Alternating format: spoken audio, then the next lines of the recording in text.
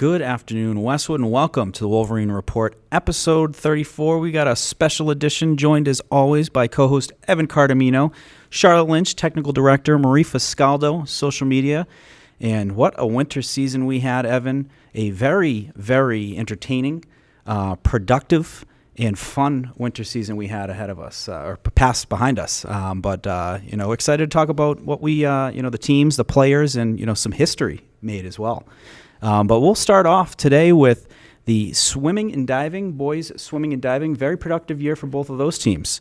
And, right off the bat, wanted to talk about history made with boys swimming. TVL champs, very impressive for the boys swimming. And, getting it done in a 6-0 season. Do I have that correct? That is correct. 6-0 for the boys and 4-4 for the girls swimming and dive team. But overall, for swim and dive, it was a great season, TVL champions, undefeated season. You can't ask for a better season than that. Very, very impressive. And they had a bunch of different members from boys and girls that went on to the sectional. So why don't you tell us the girls, and I'll tell the crowd about the boys. For the 1-meter dive, we had Harper Morrison. For the 50-yard freestyle, we had Michelle Assyrian and Ryan Colleran. For the 100-yard freestyle, we had Michelle Assyrian and Ryan Colleran. For the 200-yard freestyle relay, we had Michelle Assyrian, Ryan Colleran, Eve Lucas, and Caitlin Hickey. And for the 400-yard freestyle relay, we had Michelle Assyrian, Ryan Colleran, and Eve Lucas, and Caitlin Hickey. Incredible. That's some great it's a good amount of members of the team right there, and getting it done. I believe it was at MIT. And the boys were at MIT as well. I believe there was a little snow mixed in, so it got pushed back, but well represented as well. So the 1-meter dive, Landon Bayer, Jacob Kaplan. The 500-yard freestyle, Ethan Lee. 100-yard butterfly, Brandon Watson, Michael Ajamel. The 100-yard freestyle, Jack Stuhler. Called his name the other day, the nice goal versus the Norwood Mustangs. 200-yard individual medley. I almost got, tongue twisted there. The individual medley, start over. The 200 individual medley, Shane McDonald and Michael Ajmal. The 100-yard backstroke, Brendan Watson. The 200-yard freestyle, Ethan Lee. The 50-yard freestyle, Jack Stuhler again. And the Westwood team relays.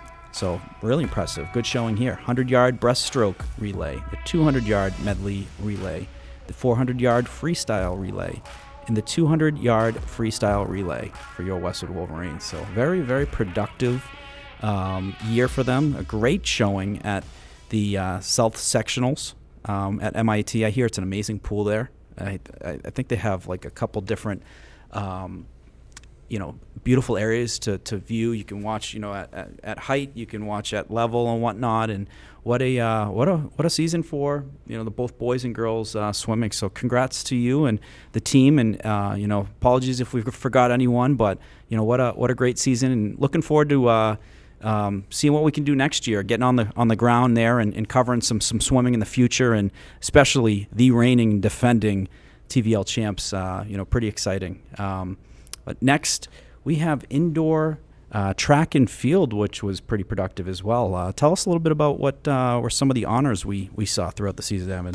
So the big thing we have is the Nationals. So 4 athletes made it to the Nationals. 4 athletes we know: Taya Pagnotti, Maeve Gavin, Susanna Rockers, and Haley Cashman. The 4 of them competed in the 4x400 relay.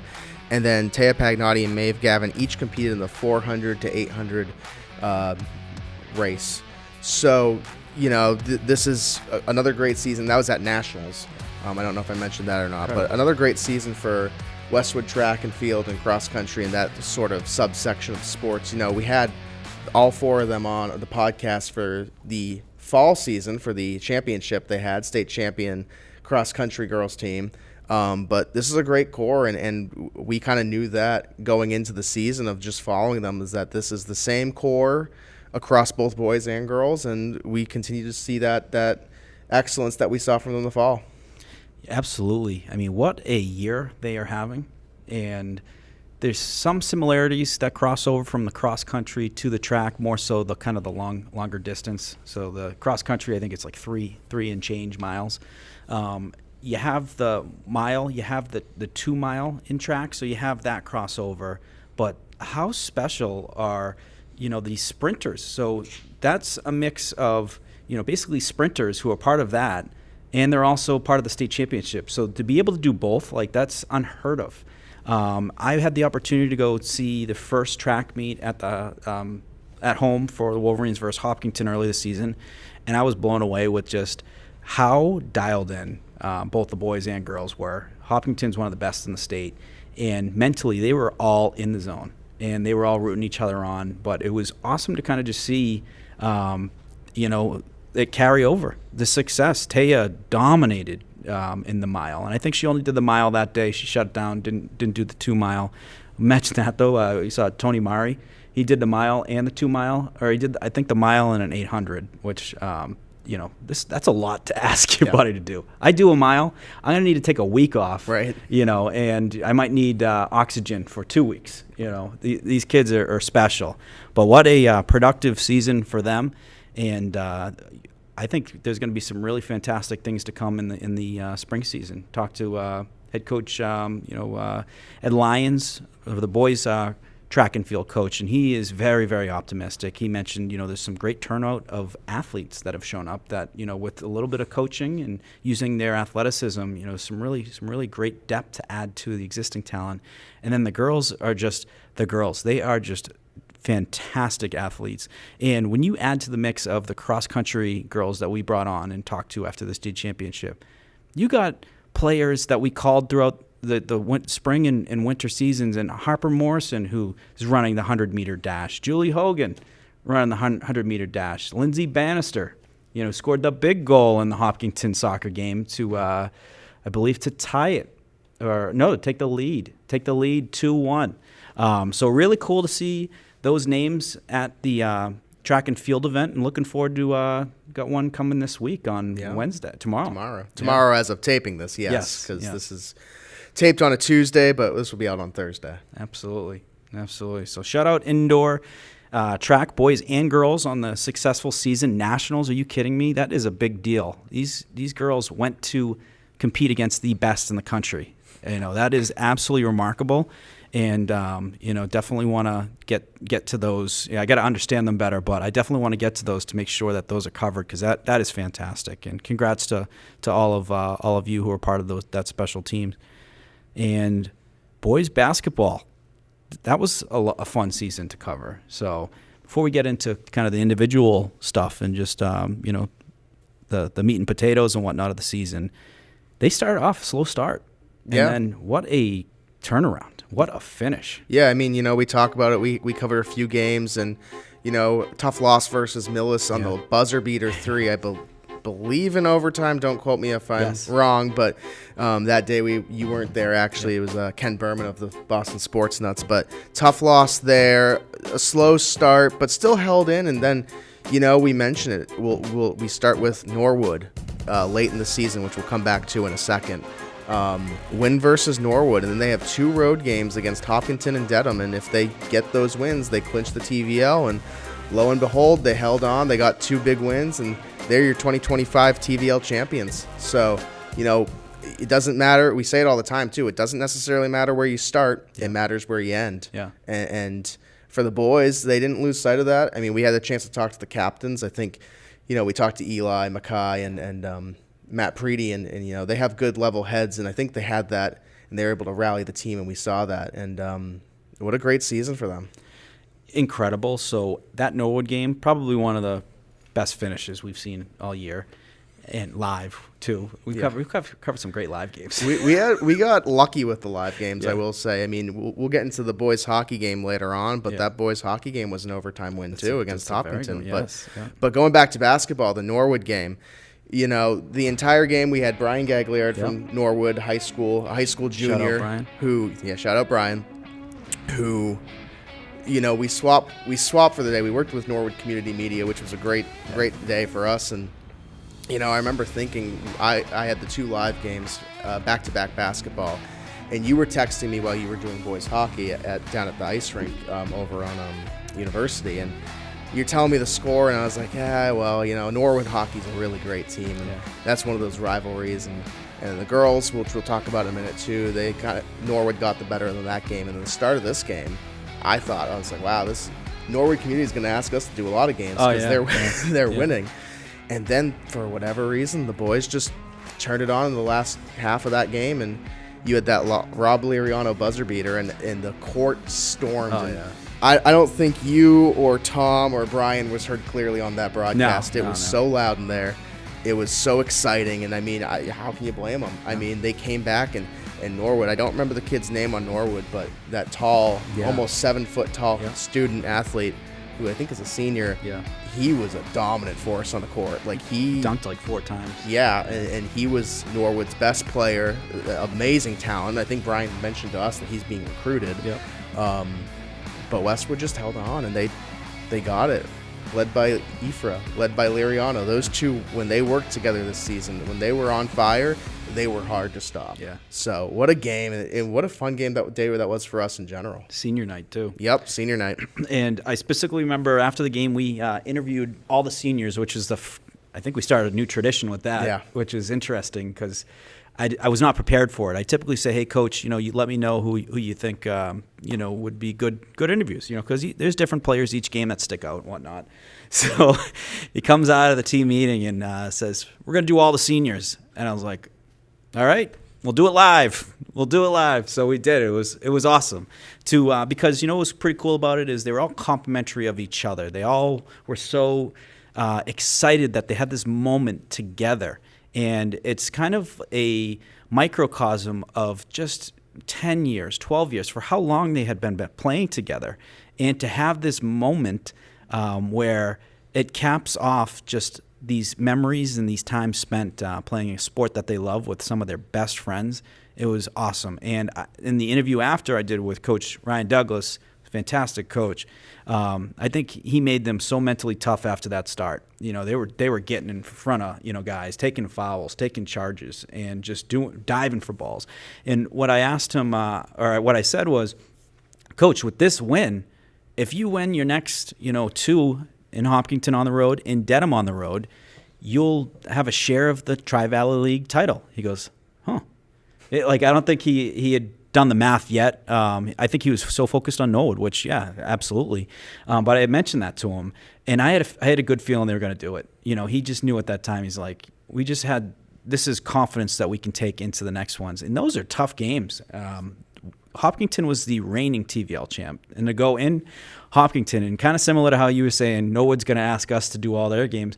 Tom Nappy is done asking me to do games in Hopkinton because we are like 5-0. Yeah, we are 5-0 when we've done games with Tom, which is Tom. I'll do as many games as you need. Tom, Westwood. You're welcome to join us anytime. Absolutely, Tom. Helps Westwood win. One of the best in the business, by the way. Shout out Tom, what he's done with the Tri-Valley League, and the coverage he did on the boys-girls hockey in the playoffs was tremendous. But we had some all-stars for boys basketball. Who were those? So for your TVL all-stars, you had Captain Eli Ifra and Rob Liriano. And then for honorable mentions, we had Ty Pindell and Captain Mackay Dickerson. Incredible. A great season by all 4 of those players. And one other thing I want to talk about the captains for a second. Coach Douglas does a great job coaching. We actually went into film. We were working on just getting some footage for some of the stuff we use here for promos for practice. And we went and filmed practice. And Coach Douglas does a really good job teaching these kids, but he lets the captains, he's really letting them help coach the players and help teach the players. And I think that's great leadership for the kids. I mean, coach can sit there and tell you everything all day long, and you can listen to him. But when it's a peer who you respect and who you listen to, that's a great environment to learn in. That's a great environment to practice in, and it translates. And that's why we're talking about them as TVL champions. Yeah. I mean, when you have your captains be the hardest working guys on the court, that's winning basketball. But you also, like a guy like Matt Prady, tough dude. He was taking charges. You get, I feel like, a bloody nose, or he'd have to have Paul clean up a cut or something a game. Yeah. He had that winning pass on the winning assist in the Norwood game. Yeah. So, shout out to the seniors. Terrific senior class for boys basketball. Amazing leaders, competitors. And when I think of that Norwood game, too, I think of Mackay Dickerson. He was in a little foul trouble. Yep. And he had to cover the big guy from Norwood. And he was probably about 7 inches shorter, maybe 8 inches shorter, but he had a great base under him, and he was boxing out, and it was awesome. He was getting rebounds, just sheer strength. So that was something I'll remember from that game, in addition to, the buzzer beater, Eli Ifra, Preety on the passes and whatnot. And also big 3-pointers too. Chase Longo had a big game. He would always come into. I found he was definitely a player who, when he came in later on in the games, he could get you a 3 when you needed it. Yeah. He had that range, and he usually came off the bench. But when he came off the bench, he was a solid option for you. So that's big if you have a sixth man on the bench that can come off for you on the bench. Yeah. We also saw that in Adrian Ortiz Maldonado. Yeah. He was often the sixth man. So you have 2 strong six-man candidates right there who come off the bench, and they can get you a long-range shot. They can drive it to the hoop. That's big if you're a coach. Big time. It opens up the playbook for you. Yeah, Ty Pindell played big basketball throughout the season down the stretch as well. But Corbin Horn, what a leader. He's a captain without being a captain. What he did from setting an example of loose balls, making sure that it was Westwood and Westwood only getting the possession. He was a favorite of Ryan Douglas, head coach. He loved Corbin Horn, and he said how much better he got from the previous year was night and day. But this is a fun team that we're Frankie McNamara as well. Some big threes out of him, but fun team, and congrats to boys basketball and the seniors on a tremendous career, and thank you for some terrific memories. Girls basketball. So what was girls basketball? What would the record end up being for the end of the season? Yeah, so for the girls basketball season, they went 14-6 on the year. And in addition to going 14-6, they weren't the TVL champions, but they were the Riley Winter Classic champions, winning their tournament that we actually had the opportunity to cover all 4 games, even the non-Westwood games. And what a fun experience that was, and we'll get into it. But big season for Westwood girls basketball. TVL All-Star Mackenzie Kaiser and TVL Honorable Mention Charlotte Hurley. Charlotte Hurley, we'll talk about her for a second. What a comeback. Last year, coming off of a torn ACL, missed the entire season and came back like it was nothing. Yeah. And you saw her immediate impact game 1. And I think girls basketball was the first game we covered this year, actually. What a recovery, and you could see why it was big for Westwood, how they really greatly improved from last season to this year, and I think a big part of that was Charlotte Hurley coming back. She really controlled a lot of those games. She did. She was the mix that would stir the offense, and Kaiser was the force for offense and defense, and they work so well together, but. Absolutely, I completely agree with what you're saying about Charlotte. I've been through injuries. I've never torn my ACL, so knock on wood. But the injuries I have gone through, there was always a mental hurdle I had to get over. Is my body going to hold up? I don't want to go through the last whatever amount of time I've been out because there's setbacks. There's no question there's setbacks in a lot of these injuries. And I think there may have been one with Charlotte. If it's 2 years, there probably had to have been 1 or 2. But to overcome that mental and physical hurdle, and when I asked her about it, and that's probably some of the coolest things about doing these interviews is it's in the moment. It's right after the game. So the emotions are right there. They're still present. And there was no hesitation about the injury. She was already past that. So she clearly had done probably a lot of work over the summer and fall where there was trust in, kind of the how her body was holding up from the injury, but also what she knew she was capable of. She hit the ground running. She had like 15 or 16 points in that first game, and she got them fired up. And that was a tone-setting performance for that season, and probably one of the favorite interviews so far. Just to capture that in the moment, 2 years out off the court and coming back in that fashion, incredible. And her impact on the team was big. I mean, there were games where she was instrumental. I put in our notes here, one of the most memorable moments we had was the comeback win over Holliston. That win, the winning bucket for that game was a layup by Charlotte Hurley, driving to the hoop to put them up 40-39 within the last minute or so. Yeah. Her impact was big on the team, and like you mentioned, the mental hurdle. I mean, I think of athletes like Lindsay Halley and Miller, who we had on a few episodes back.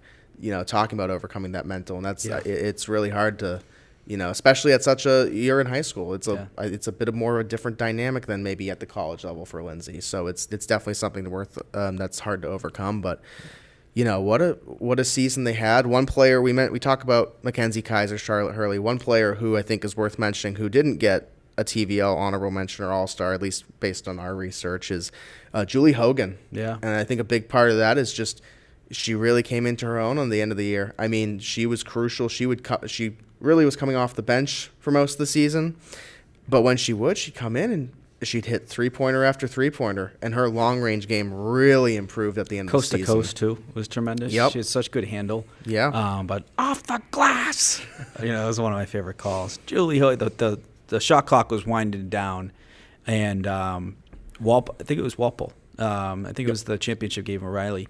And winding down, Walpole's trying to kind of throw her off. They're bumping her up a little, bumping her off the three-point line a little bit. So she had a good 4 feet behind the line and just launched it off the glass. And Tom Lydon with his patented line of banks are open, and it was awesome. It was a great moment. And, I feel like when we were saying Hurley, must have said 100 times this year, Hurley! Yep. Because she then got a steal, and then she got body checked by someone on Walpole. But so many great players. Madison Ward. Yep. Great player that could make some big buckets. Great handle that helped, when needed. Was very timely on a lot of those. Abby Law, highest three-point shooting percentage on the team. She was money. Yep. And some great rebounds. Yeah. In the Riley Classic. Mm-hmm. She was tremendous.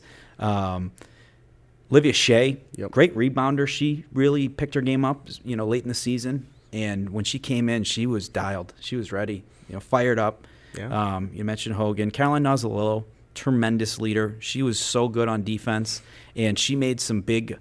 She had some big offensive games late in the season. The Riley Classic, she chipped in for a bunch of points. The playoffs as well, and she's probably going to put up about 80 goals this year in lacrosse as well. So, All-American as a junior in lacrosse. What a tremendous athlete she is, and she'll probably be All-American again this senior year. And ranked in the Globe, I believe. Yes, players to watch. Yep. Grace Fiscaldo, we've been calling her name for a couple seasons.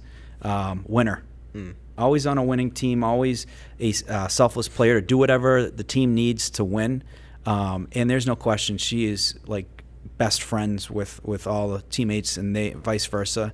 And what a memory. She has the best memory I've ever seen with all the handshakes with a starting lineup. She's doing the different handshakes and hasn't screwed it up. I wouldn't be able to remember one, but she had some big games. Terrific rebounder and just all in all great leader to have on there. And Holmesy, Angelina Holmes, same thing, winner. Yep. And she's going to play volleyball at Westwood Institute of Technology. I joke around because there's a lot of Westwood players that go there. One being Weeman. Mm-hmm. Elizabeth Weeman's brother is a basketball player there. Another name, too, of someone who had some big points. She was in the starting lineup for most of the year and had some big threes. She had some great handle as well. And, fun team. And would be remiss not to give a shout-out to head coach Catherine Clifford. So her final season as the girls' basketball coach at Westwood, she's done a terrific job. I think she was the head coach for 10 years. I believe so, 10 or so years. I want to say 2015 was her first season. Yeah. Done a terrific job. She has changed countless girls' lives for the better. There is no better classroom in any area of life than the athletic playing fields, and she knew that so well, where she raised these girls to be mentally tough, to be good teammates. They won another sportsmanship award. Yep. So yep. That is, usually the sportsmanship awards, when I remember them, would go to the team that had one win, and they were a good sport about losing a bunch. She's getting the Westwood teams that she's coaching has been winning them when they've been winning teams, at the top of the TVL. So setting an amazing example, and would be remiss not to give a shout out, Coach Cliff. Amazing job. You've set an amazing example. She, had some amazing teams over the years as well, and also a yearbook dedication honoree as well. Imagine getting that before you're, usually it's kind of when people are on the back nine of their career. She's got it, and she's still very, very young. So very, very impressive, and best of luck to future endeavors, Coach. And a tremendous season that you guys had for your Westwood Wolverines. Boys hockey, Evan. Shout out Evan, by the way. So when we're covering boys and girls hockey, this man is driving from Medford, and we'll have to put it in the GPS, but it's 30 miles. 30 miles, and it's not like well, that's 30 miles to our office. That's not 30 miles to Canton. No, so it's probably like 33. I don't know. I mean, that's out there, and you got to go back roads to get there. And, yeah. And there's a couple really annoying rotaries that are usually congested. Yep. But shout out to the big dog over here, covering the hockey games from driving from Medford. And those are crazy hours too. Saturday nights, sometimes at 8 o'clock at night. We got a couple 8 o'clock in the middle of the week. Yep. My man. I'll never forget I know it was girls hockey, but just on that same note, I think it was the Leominster game. Yeah, the playoffs. Zavarian boys played the game prior on the Canton Ice House Red, the Red Rink, and it went into double overtime. I want to say the score was 2-1. Final score 2-1 or 3-2 or something like that. But that game started at 9:30. Yeah. So that was a rough one. Do you remember the parking there too? For the parking lot, you got to get there pretty early if you want a good spot. I like the weekday games. Well, I don't even know if you're getting there early helps, because there's a game before the game before the game. Yeah. And it is. I told you before the season, I'd like to know your thoughts and feedback here. Yeah. I said playoff hockey is a different beast, especially in the state of Massachusetts, where it will pack a rink. Yep. The goals are like explosions, especially overtime winners. Did that add up to the expectation I had set? Yes. Yes. No, you painted it very clearly. It did. It's different here. I mean, I grew up in Maine, and hockey is big in Maine, especially right now with the reigning Hockey East champion Black Bears. Absolutely. Have to give a shout out to them. But, hockey wasn't that big of a high school sport, truthfully. I mean, where I was at least. But the playoff hockey, even then it wasn't the same. It's just different here. Massachusetts loves its hockey. And Westwood has a great hockey culture, and I'm sure we'll get into that in a little bit of a second, especially with that 42-year playoff streak. Yeah. But it's different. It's just a different air to it, a different feeling to it. You walk into a rink, and even though you've walked in the rink the same 10 times, same previous 10 games, it's different. It's like a family too. You walk in, you immediately see Bill Siebert right there. He's saying hello. I'm a little late, and Evan and Bill are shooting the breeze, catching up, and then Lauren Hilberg, seeing the different coaches, it was like a family. We're all on the same team. It honestly feels like you're like the Bruins. You're there for game day operations and covering the game, and then the post game, and the cooperation from the coaches was fantastic. Yeah. To ensure we're highlighting the players and telling the story. Bill Siebert, too, he was great for that. I mean, I'd walk in, he'd be right there at the booth when you enter the Canton Ice House. When you walk in there, for those who haven't gone, you walk in and, there's a little desk. Usually, I think it's what used to be a reception. And Bill Siebert's there writing notes. And I'd say hello, and he'd give me the inside scoop for the game. Oh, this is what you need to look for. These are players you need to look for on the opposing team. He knows everything. He's a pro's pro. What he's doing is he's waiting for the coaches to show up. He wants to make sure he gets the pronunciations correct, the starting lineups, make sure he has the right roster. Because a lot of times you're getting them online, and it's not even the most up-to-date one. But super fun season. Very productive season for your Westwood Wolverines. So you mentioned they qualified for the state tournament. That's 42 years in a row, folks. So 42 years since the 1983 team was the first to do it. And essentially, to qualify for the tournament, you need to get 20 points. So a win is 2 points. A tie is 1 point. So you can get a combination of 8 wins. Essentially you have to win over 50% of your games. So you can't get there without doing that. So, but Westwood, what was the record that they had? 12. They had a 12-7-1 season. Yeah. The 42-year streak. Another thing just to mention on that is that's the longest streak in the United States for high school hockey. Yeah. So this isn't just at a Massachusetts scale. This is a national scale, what kind of streak this is. So congratulations to the boys on that. Another thing we haven't mentioned that we should congratulate them for is a TVL championship. These guys got a TVL championship win. I don't know when. I think it was for the first time in 6 years, I want to say. 2018, I believe. So 7 years. 7 years. So, a big season for them. Just to go over some of the honorable mentions in the All-Stars, we have Brady Dumais and Sean Bloomquist, and then for All-Star, and then for honorable mention, we have Nolan Lewis and Timmy Donovan, but Sean Bloomquist is also your TVL MVP. Incredible. So congrats to him, and what a great season for the guys, and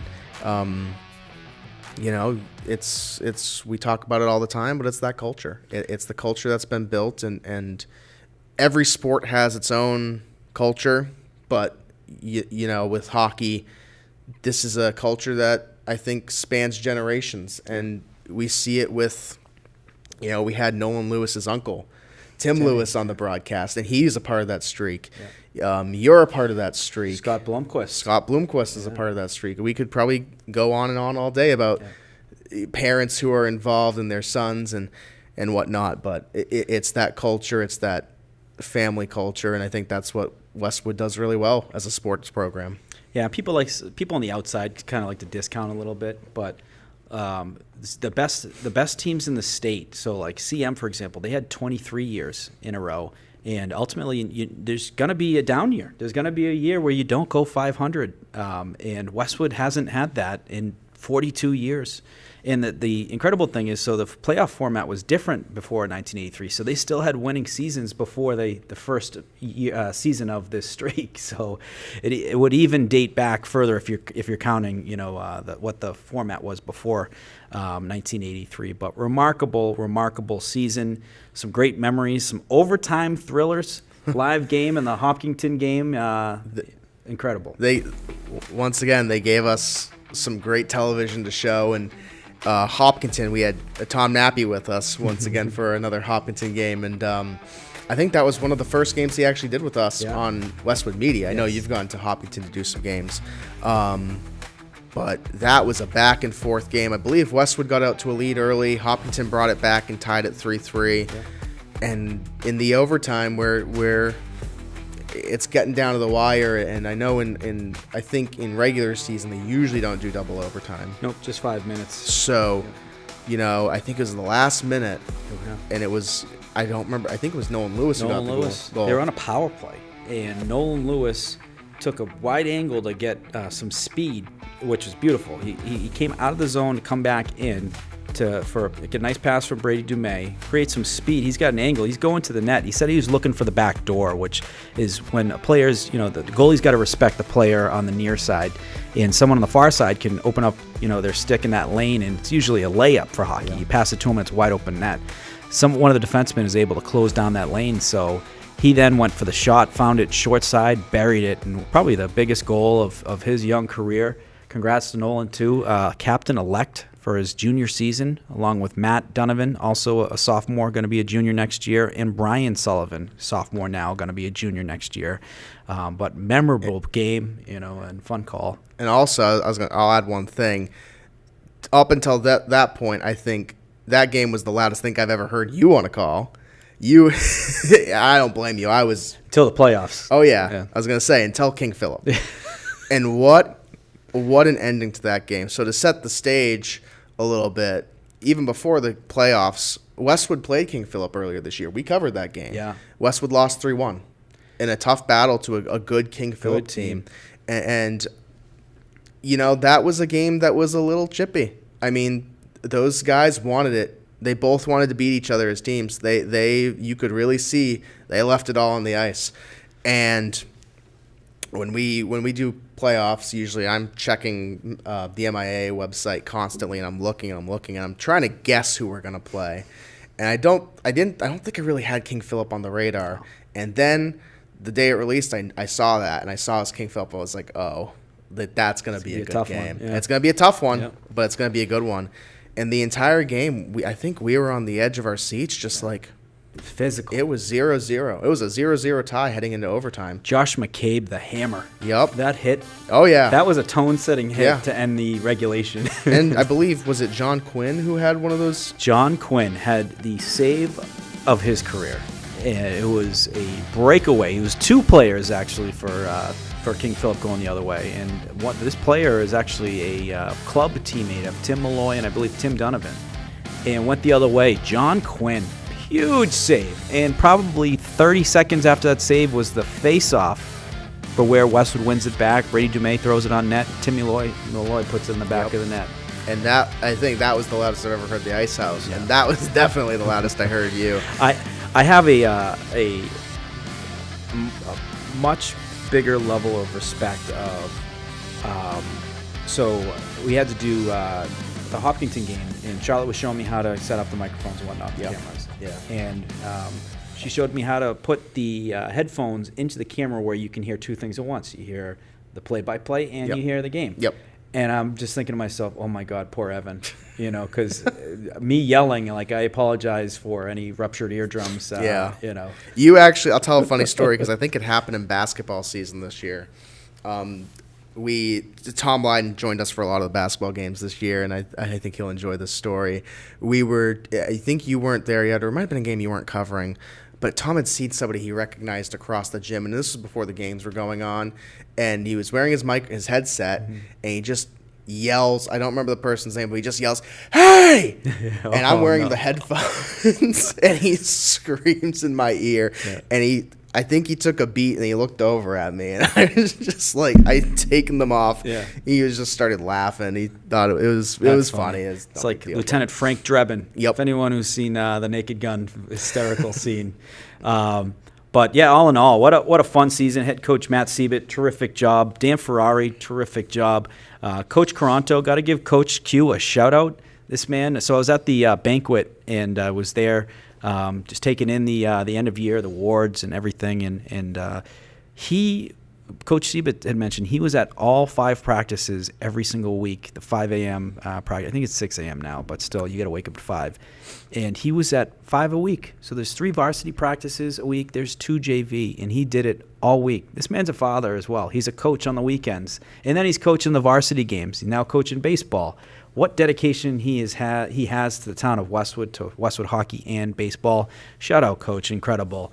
But want to go just down the line. Jack Holland, probably the best example of being a great teammate, being putting the team first. Amazing kid, and how he handles adversity. And he said he wished he could play with his fellow goaltenders longer. So John Quinn and Salcedo be able to play. They had such a bond, and they were rooting for each other. When Joe was starting a game, they're both rooting for him. And Salcedo getting a shutout in the Bellingham game. It was an incredible bond that those 3 guys had. Shutout to all of them. Brian Sullivan, terrific year on the defense. Sicular did a great job. He was getting into the mix. The Wolverines were battling through some of the injuries. Josh McCabe, amazing leader, physical presence. I loved seeing that kid finish those checks out there and getting the boys fired up. And great interviews with him as well. Seamus Rolfe, tremendous on the forecheck. Him and Connor Ryan, I loved watching those guys play together. Physical kids that loved playing together. You could clearly tell they're best friends and enjoyed playing out there together. Nolan Lewis, one of the highest IQ you'll see from a player, and some big goals and big games. Those guys were terrific to watch. Connor Ryan, mentioned his name with Rolfe. Brady Dumais, probably one of the best defensemen in the state, and you could see it every game. He was on the ice for 90% of the game, and he was always getting things done and doing it the right way. Blomqvist, TVL MVP. Patty Dalton, who we had on for golf. Yep. Very productive season. Had some big goals throughout the year. Timmy Donovan, fastest guy I've seen on skates. And the 2 goals he had in the Beverly game, no, it wasn't Beverly, Woburn. The Woburn game, incredible. Just lightning. And what a leader he was. Great captain for the Wolverines, older brother to Matt Donovan. Timmy Malloy, everyone knows how I feel about Timmy Malloy. I've been coaching him. Yep. Calling him the face-off whisperer, the playoff whisperer. What a career he's had, and what a fun season to cover with him. Connor Blaney, terrific season for him. You stepped up big as a sophomore on the team in depth for the center position. Luke Martin, terrific young player as well, sophomore. He's cousins, by the way, with the Lewises. Oh. The first cousins. Terrific addition on that first line. Johnny Quinn and Joe Salcedo, the 2 goalies, and remarkable guys they are, teammates, and all have contributed to wins this season. So shout out to all of them. Really, really fun season, memorable season, and setting a great example for next year's team to come. And then finally, Evan, girls hockey. What a season they had. 2 losses all year. What was the final record for them? So the final record was 21-2-1, if you include playoffs. Yeah. A remarkable season for them. TVL champions. Also followed by TVL MVP Kate Sullivan, who I'm sure we'll talk about in a few moments here. All-Stars Maggie Ash, Abby Presley, Jennifer Lynn, Kate Sullivan as well, and honorable mention Liz Levering, who honorable mention as an 8th grader. That's big, and you look at these all-stars as well. Maggie Ash, freshman. Abby Presley, freshman. Jen Lynn, sophomore. These are young players that, while this season I don't think ended the way they had hoped and wanted to, this is a young team that's really building, and they have a bright future. And what a season. 21-2-1. Just an excellent season all around, and some great moments we had all season. Big time. You mentioned Liz Levering, by the way, over this weekend. She just won a national championship for her club team. Oh, so wow. for, I think it's 14U or U14. So of all the U14 girls hockey teams in the country, her team is the best. And I believe they won in a shootout, which, incredible fashion. It was actually played at they had the game locally at the Sportsplex. Oh, wow. In Marlboro, the Sports Center in Marlboro. But what a season she had. I think she had 20 goals as a defenseman. Just incredible talent. The defense were so impressive in my book. So you had Kira Chevry, who was a freshman this year. Ava Themistocles, one of the top defensemen in the TVL, and what a season she had, setting an example for a lot of these young kids. Justine Connolly, Erin Carolyn, it's just so many. Fallon Campbell was terrific. She was logging tons of minutes in the playoffs. But the defense, there was probably questions early on in the season after the Medfield game, because we saw a couple different free breakaways, and we're like, oh no, what's going on? And they made some good adjustments. And when you have Jen Lynn in net too, and then you you shirt up the defense after that game, they were the tops in the TVL and may have been the state as well. And when you have that coming back, I really love their chances. They're going to still have tons of firepower. They did lose, Kate, and they did lose Cox as well on the offensive side. They're losing Themistocles on the defensive side. But defense is the core to a lot of these championships. A lot of these teams will win, in the playoffs, 1-goal games. And it takes 1 or 2 to put in, and they close out the games. And I think that Westwood is going to be an unbelievable team next year to keep an eye on. But this year, just so many great memories. When I think about the games, I think about that Walpole game where we did the 3 games in one day. Yep. It was December 23rd. Yep. Did girls hockey, boys hockey, and then boys basketball. Girls won 7-0, and then from that game up till I think basically the Hopkinton game, they had outscored their opponents 90-4. Yeah, I don't know the exact number off the top, but we'll put it on the lower third here. Yeah. But we were talking at one point in the season too, just about the margin, the scoring margin for this team, and it's ridiculous. You look at that margin and you say, wow, this is a team that can score from anywhere. They were so dangerous on the ice. They could, you could get it from anywhere just about. And this is a team that, I look at it on paper and I see 3 seniors, and they're big pieces to the team. But this core is still very young, a lot of 8th graders, a lot of freshmen, a lot of sophomores, and I don't think they've hit their potential yet, which They're going to get better. Optics-wise, that's a scary team. If I'm an opponent of Westwood, I'm starting to game plan around the youth now of what do we do, because this is such a dangerous team that's young, and I think they're going to be here for the next few years, and we got to see, I think, a little preview of what's to come. Perfect marketing, though, that the girls did. So Lauren Hilberg had some of the Westwood youth hockey girls be part of their warm-ups. They took shots. They actually were part of the starting lineup. So it's no better way to market girls hockey to the community, and these girls are fired up. They want to be the next Kate Sullivan. They want to be, the next, Jen Lynn, Ava Themistocles, Hayden Cox, and they set such a great example. And when you talk about the youth, I mean, Maggie Ash, Abby Presley were both freshmen this year. They played as 8th graders last year, and that is such an advantage I feel like Westwood has, is when they have these 8th graders, by the time they come into their freshman year, and Kira Chevry had told me this in a post-game interview, their confidence is on another level because they had gotten that experience in the playoffs as 8th graders. Imagine that.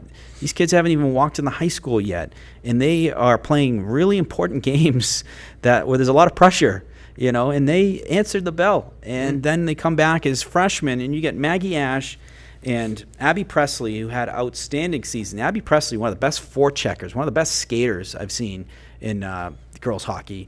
And Maggie Ash, great moves, she's got great foresight of anticipation in the play. She would always find those pockets in front of the net for a quick one-timer.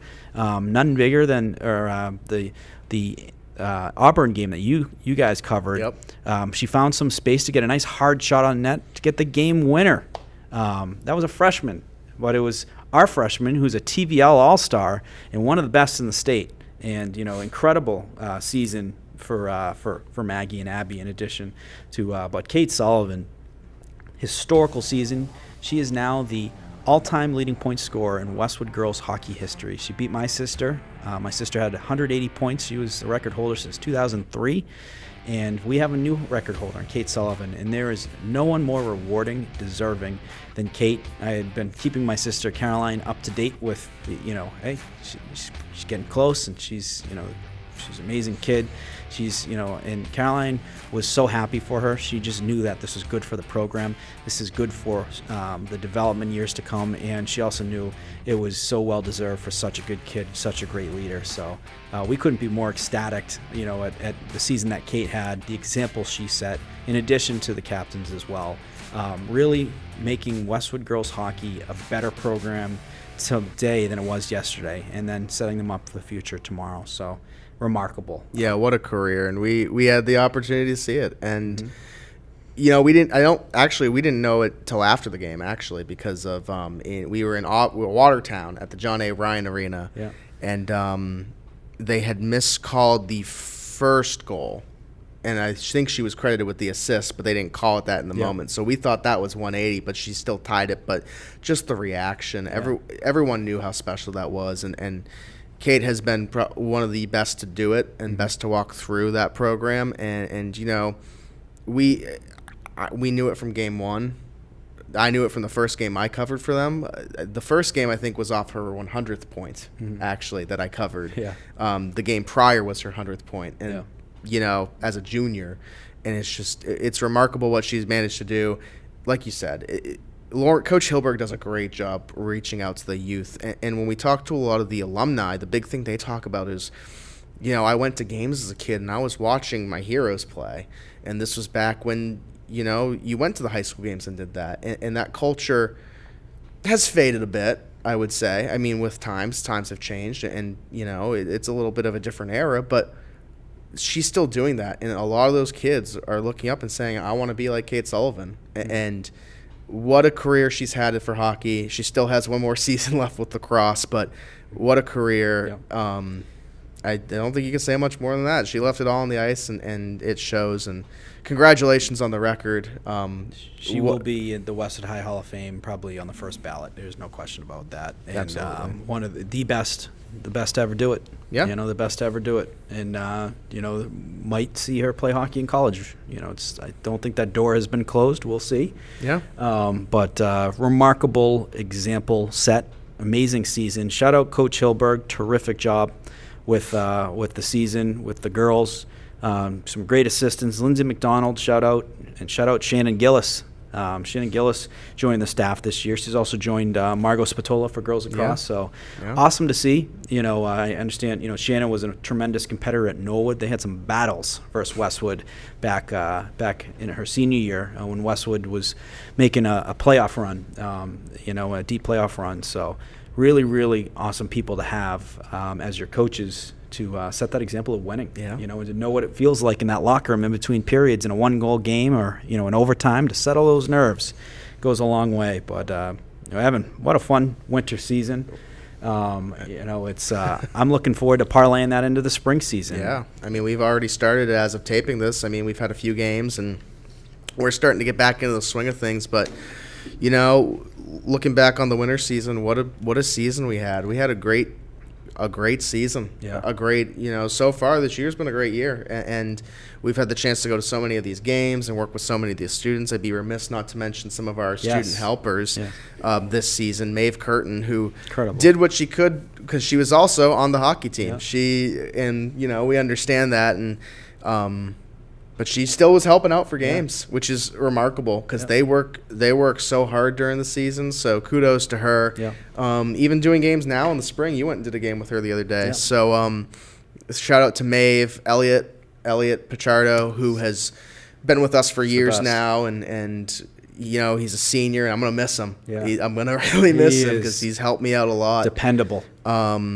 He really is, and Michael McGrail and Alex Dorsky. I mean, we didn't talk much about the Medfield game, but shout out Alex. He joined us for a call. But also, Evan, a call to action too. So, you know, would love to get more games. Westwood Media Center only has so many resources. There's also multiple games going on at the same time. So students who are interested in filming, you know, whether you have experience, whether you don't, you know, get involved. And any students that want to do some announcing too, let's do it. You know, let's try and get as many games as we can, as many sports as we can.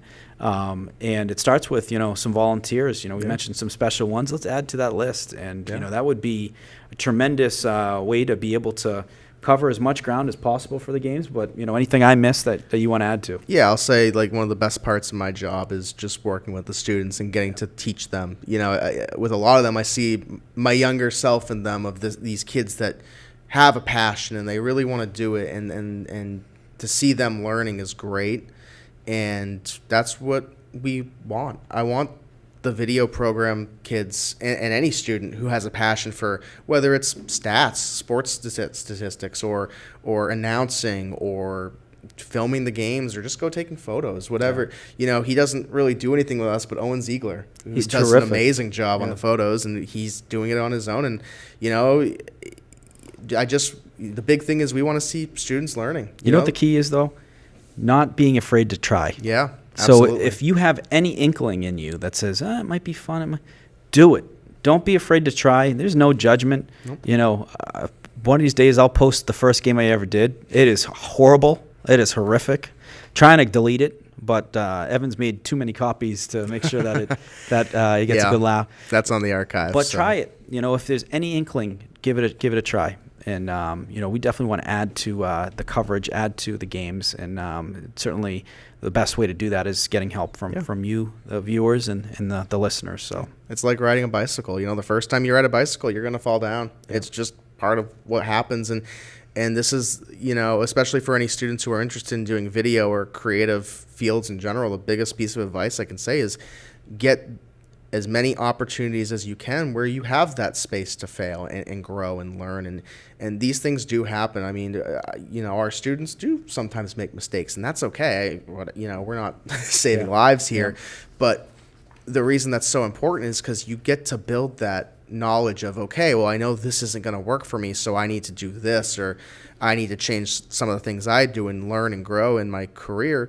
And then when you get to my point, when you're 25 and working in a video job, you're not as worried about, you know, if I make this mistake, is it going to, you know, potentially affect my career? Whereas when you have those opportunities in high school, and for those students who are graduating in college to have those learning opportunities where you have that space to make mistakes, it's big. I mean, I had them too in college especially, and I don't think I would be nearly where I am today without it. So to those students, you know, like Morgan says, you're never going to know if you don't try it. Take the opportunity, take a risk, and it might pay off. So, absolutely. Well, folks, this was a fun season. We are so delighted to be able to wrap it up and to talk about it and to close the book in the chapter of the winter season as we are opening the chapter, and we've already opened it, but to continue to cover the spring season and stick around to watch those. Those games will be uploaded on the Westwood YouTube, as well as follow social media accounts as well.